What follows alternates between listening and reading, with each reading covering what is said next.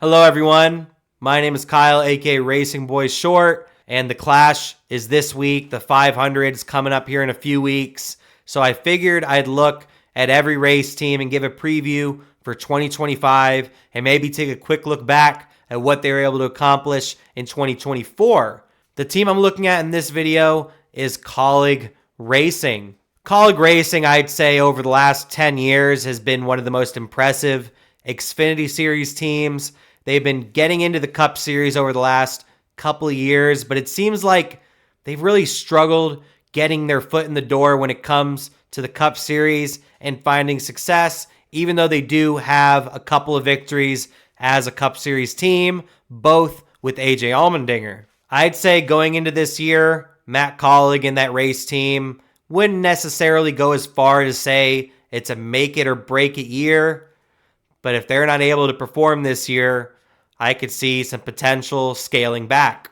With that being said, there are some changes at Kaulig Racing, starting with the number 31 car is no longer the 31 car. It is now the number 10 car with Stewart-Haas Racing closing down. The 10 car is now available, so they will move to the number 10 car, and the driver of the number 10 car is actually going to be Dillon. Daniel Hemrick last year finished 29th in points in the number 31 car with 4 top 10s. Dillon is now the new driver of the now number 10 car for Kaulig Racing. Not a big fan of this personally. Like Dillon, he seems like an awesome guy. And he seems like he's really good for when it comes to keeping the car clean. Like, he's really good at keeping the car clean and staying out of trouble. But I understand why Dillon's in the car for mainly for money purposes and to keep that car clean. And that being said, I don't think the goals are very hefty. I don't think the goals are very high for the 10 car. I think the goals are finished top 30 in points. I might be being a little harsh. Like I said, I really like Dillon. I'm a big fan of him, especially when he was in the number 13 Geico. I think it was Germain Racing. He, like I said, he did that in the number 13 car. He's able to keep your car clean, get you top 30, top 25 finishes. So if you're maybe a really struggling race team or an up-and-coming race team, Dillon brings a lot of money to the table. He keeps the car clean. He's no trouble. He's not going to cause any drama. He keeps it out of trouble. Dillon is a good guy on the racetrack and off of the racetrack. But this really, the writing's on the wall for Kaulig. This kind of tells me everything I need to know, that Kaulig is struggling heavy right now when it comes to sponsorship and when it comes to overall funds. So I don't think the goals for the number 10 car are very high. I'm saying top 30 in points is the goal. But with that being said, I would go the opposite way when it comes to the number 16 car, because AJ Allmendinger is back to being full-time, and I'd say his goals should be very similar to the number 88 of Shane Van Gisbergen. I gave him goals in that Trackhouse video of making the playoffs. AJ Allmendinger, one of the best road course racers in NASCAR. We know he's able to get it done at the road courses. So I'd say that is his goal, to get to the playoffs, get a victory at a road course, or maybe even a super speedway. Another side goal for AJ Allmendinger, I would say, would be to get 8 top 10s.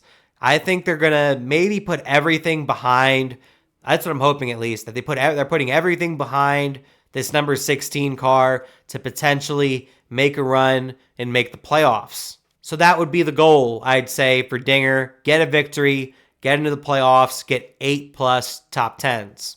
I may be harsh on Kaulig Racing, but one of the reasons why I'm being so harsh on Kaulig Racing, because I am a huge fan of Kaulig Racing, especially of what they were able to do in the Xfinity Series. They really built up that race team over time, and eventually it became a powerhouse in the Xfinity Series. And even the Xfinity Series team took a step back last year. I really think they really want to be in the Cup Series, and I understand that, but I think they may be forcing it a little bit too much with the 2 cars. Overall, I thought they should have just dropped the 31 car and just have the 16 car. They obviously did not decide on that. And I really hope they're able to take a step forward because I'm a big fan of Matt Kaulig, Chris Rice, everything over there. I'm big fan of those people because they're awesome people. They're hilarious. They're fun people, exciting people. They've just taken a big step back and they've been unable to really develop a competitive Cup Series program unless they're on a road course. And that's mainly because of the skillful road course drivers they've had in their cars, like AJ Allmendinger, like Shane Van Gisbergen, Justin Haley, a very talented road course racer as well. So I'd say the overall goal for that race team is to take a big step forward and kind of improve that Cup Series program. And also, side note, the Xfinity Series program as well, because I thought the Xfinity Series program took a big step back last year as well. Next week, I plan on releasing predictions for the 2025 season. I'm laughing because last year I made predictions and they were bad.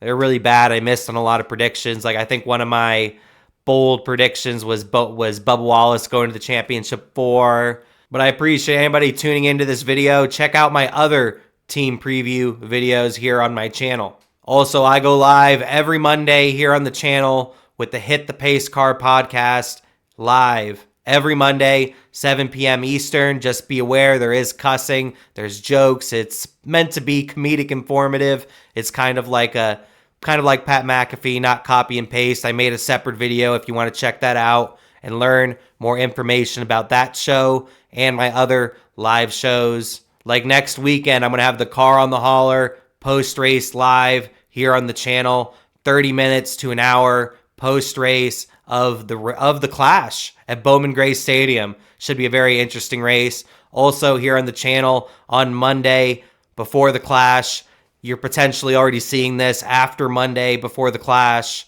I'll have a preview for Bowman Gray Stadium on who my pick is to win and how I think the overall events are going to go and breaking down the segments in the race. But that'll do it for me. My name is Kyle, aka Racing Boy Short, saying peace.